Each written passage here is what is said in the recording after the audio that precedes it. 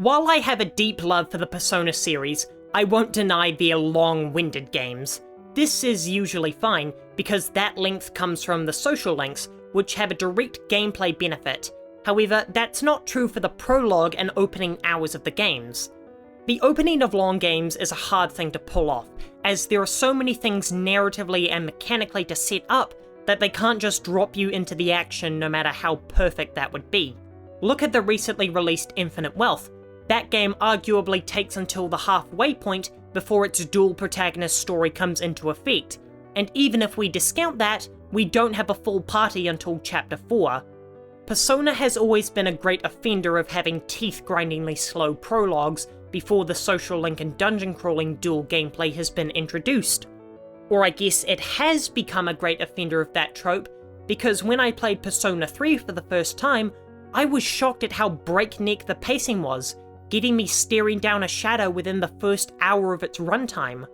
Where 4 and 5 were heavy with setting up future plot points, underlying mysteries, and extensively introducing your original party members, 3 takes the approach of setting up its core gameplay loop as quickly as possible, glossing over your companions and incorporating their character development into the main narrative rather than having them fade into the background after their introductory arcs like the later titles.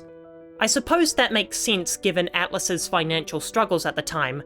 They literally couldn't afford to have a game that meandered around for too long and lost a significant chunk of its player base to tedium. While Persona 3 glosses over the detailed characters and plot introductions its sequels is known for, it's worth discussing if this is a bad thing. One of the most critical parts of a Persona game is making sure to have a likable main cast that you feel like you want to be friends with. Persona 5 absolutely succeeds with this mission.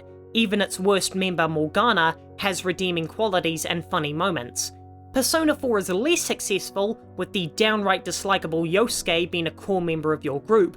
Still, his social link adds some much needed depth to his character beyond being a horny teenager.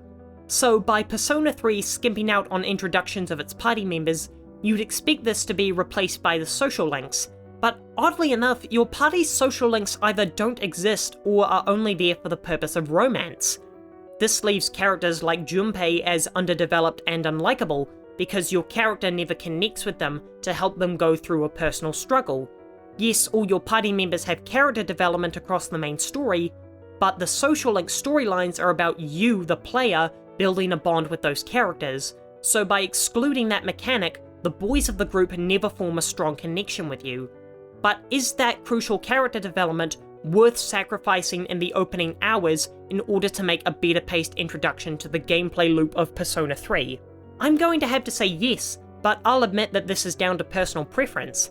The one thing I can't stand in gaming is when games waste my time for any reason, be that forcing me to grind or excruciatingly long cutscenes like Persona has often tormented me with.